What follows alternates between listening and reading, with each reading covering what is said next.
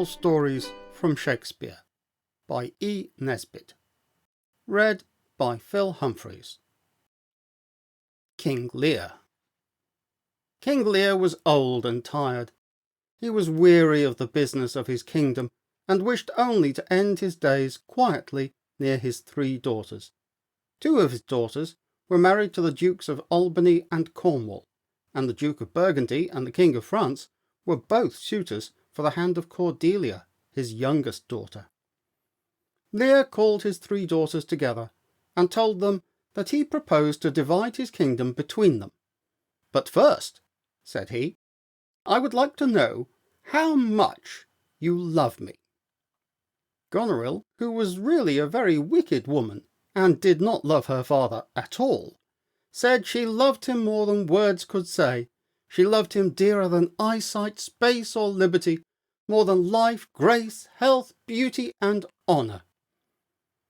"I love you as much as my sister and more," professed Regan, "since I care for nothing but my father's love."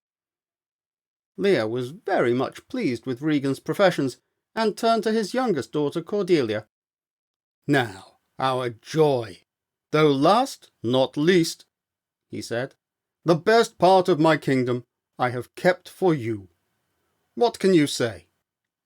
"Nothing, my lord," answered Cordelia. "Nothing can come of nothing. Speak again," said the king.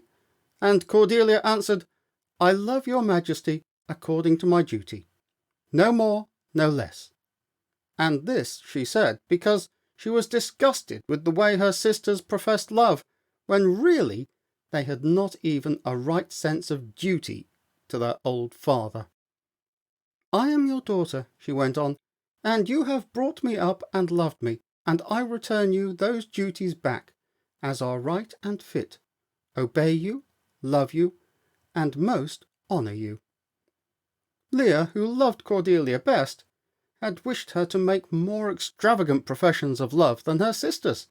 "Go," he said, "be forever a stranger to my heart and me." The Earl of Kent, one of Lear's favourite courtiers and captains, tried to say a word for Cordelia's sake, but Lear would not listen. He divided the kingdom between Goneril and Regan, and told them that he should only keep 100 knights at arms, and would live with his daughters by turns. When the Duke of Burgundy knew that Cordelia would have no share of the kingdom, he gave up his courtship of her. But the King of France was wiser, and said, "Thy dowerless daughter, king, is queen of us, of ours and our fair France." Take her, said the king, "for I will never see that face of hers again." So Cordelia became Queen of France, and the Earl of Kent, for having ventured to take her part, was banished from the kingdom. The king now went to stay with his daughter Goneril, who had everything from her father that he had to give, and now began to grudge even the 100 knights that he had reserved for himself. She was harsh and undutiful to him, and her servants either refused to obey his orders, or pretended that they did not hear them. Now, the Earl of Kent, when he was banished, made as though he would go into another country, but instead he came back in the disguise of a serving man, and took service with the king. The king now had 2 friends, the Earl of Kent, whom he only knew as his servant, and his fool, who was faithful to him. Goneril told her father plainly that his knights only served to fill her court with riot and feasting, and so she begged him only to keep a few old men about him, such as himself. "My train are men who know all parts of duty," said Lear. "Goneril, I will not trouble you further, yet I have left another daughter." And his horses being saddled, he set out with his followers for the castle of Regan.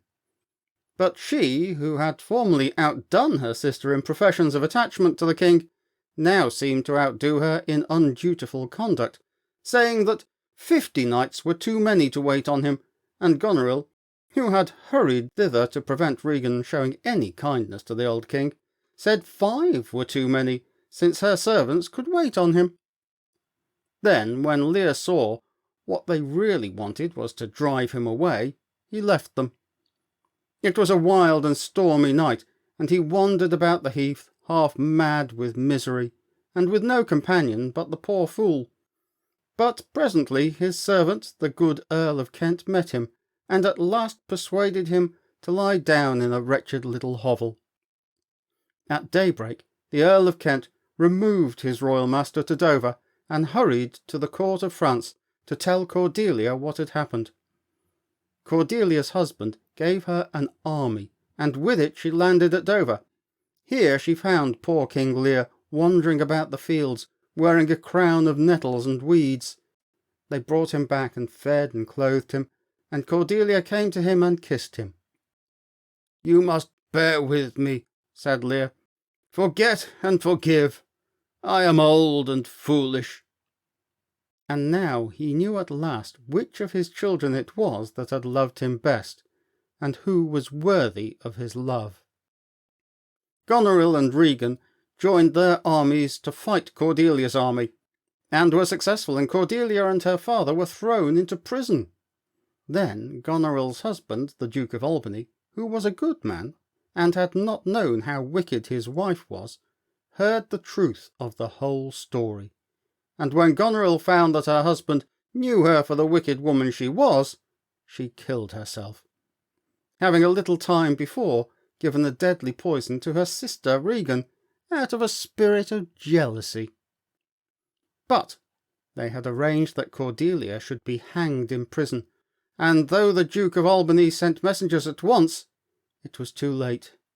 The old king came staggering into the tent of the Duke of Albany, carrying the body of his dear daughter Cordelia in his arms, and soon after, with words of love for her upon his lips, he fell with her, still in his arms, and died.